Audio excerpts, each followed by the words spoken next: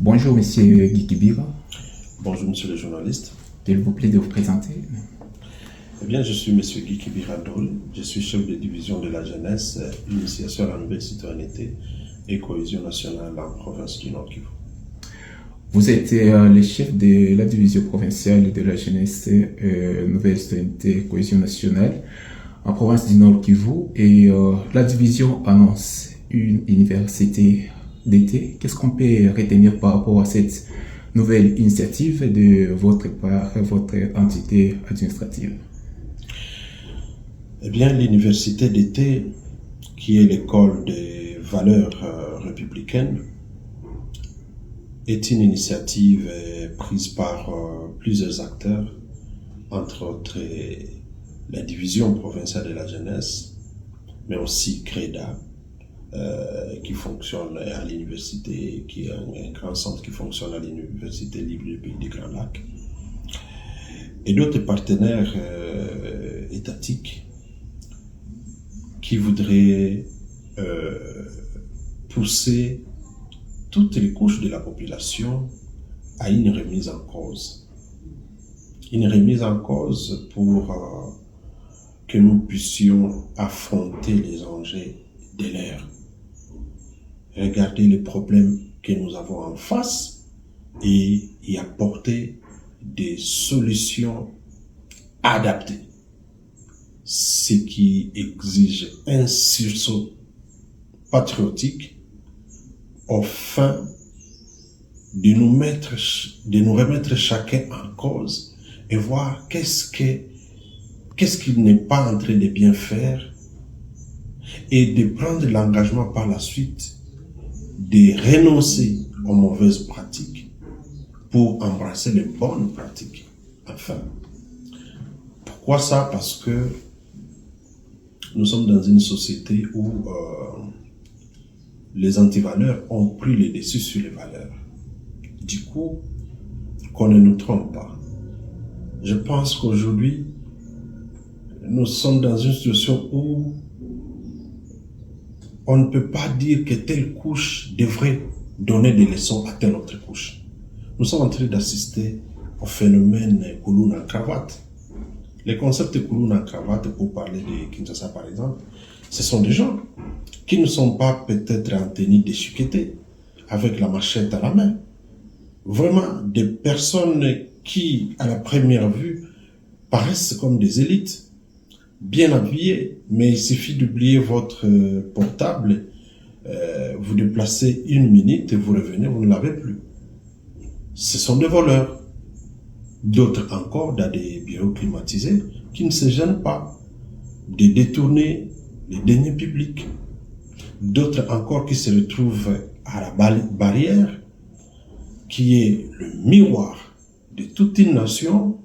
Les gens qui y travaillent, ils ne se gênent pas, par exemple, à favoriser la fraude fiscale, les contrebandes et autres. Les services d'hygiène qui ne savent pas être regardants vis-à-vis des documents des voyages exigés pour que les gens migrent des nations X à la nation Y, des experts comptables qui ne se gênent pas de falsifier les écritures comptables, des agents fiscaux qui ne se gênent pas de faire des arrangements avec des contribuables, des professeurs d'université qui n'hésitent pas de donner des points indus, des étudiants qui ne se gênent pas de tenter ou de corrompre des professeurs, assistants, chefs de travaux.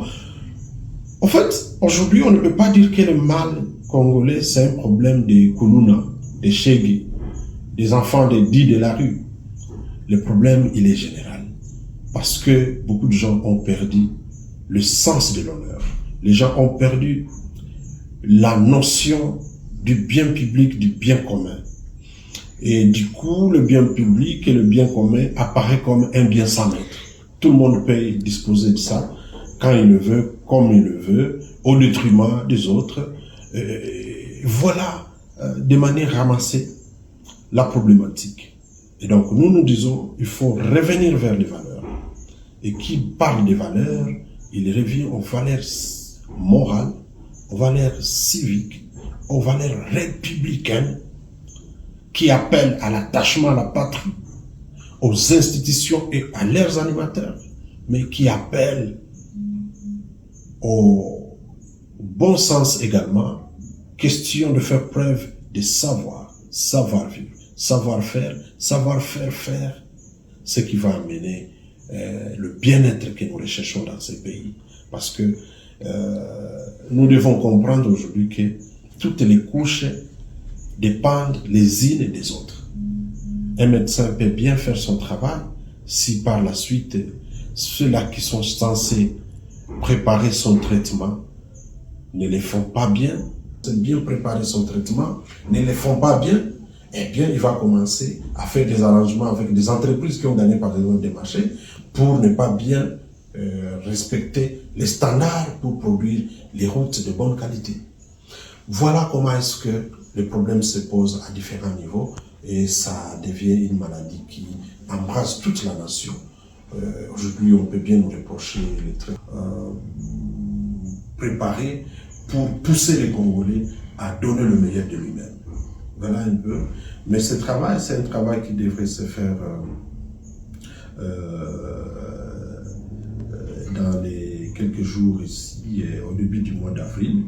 Mais pour des raisons de logistique, nous sommes en train de les repousser un peu après le 11 avril. Mais alors, l'appel est lancé déjà en ligne. Donc, tous ceux qui souscrivent, ils seront notifiés de la nouvelle date, contrairement à ce qui venait d'être annoncé, pour y participer. Donc, toutes les couches sont les bienvenues et c'est une expérience que nous allons expérimenter.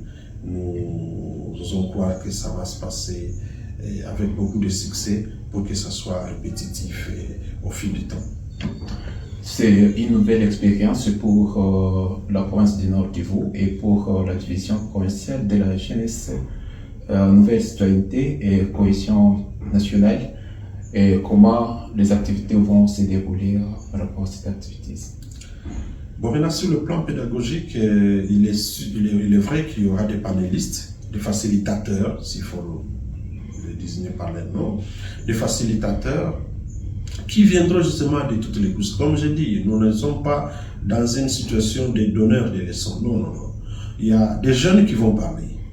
Des jeunes que nous connaissons, qui sont avec nous, qui savent nos pratiques habituelles, ce qui est devenu nos us et coutumes, et que les gens commencent à normaliser, alors que ce sont des déviations.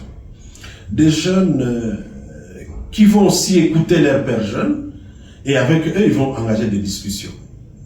Et ensemble, ils vont formuler des pertinentes recommandations au fait de renverser la tendance. Il y aura des académiciens, bien sûr. Il y a des politiques qui viendront également parler. Et vous savez, aujourd'hui, il y a une sorte de fossé, n'est-ce pas, entre l'homme politique et la population, dû à certains faits vécus pendant quelques décennies qui sont en train de faire en sorte que une bonne partie de la population perd confiance en leurs animateurs, en leurs dirigeants. Et nous, nous voulons ressouder cela. Nous voulons mettre des ponts pour qu'il y ait de nouveaux contacts. Et ça appelle à des dialogues intergénérationnels, ça appelle à des dialogues politiques, si vous voulez. Voilà pourquoi il y aura des politiques, il y aura des civils qui vont parler, il y aura des montards, il y aura des tchoukoudères, il y aura des étudiants, il y aura des jeunes dans les mouvements associatifs, il y aura les jeunes déplacés. Nous avons pris les dispositions pour que toutes ces couches se retrouvent, pour que nous ayons un échantillon vraiment représentatif.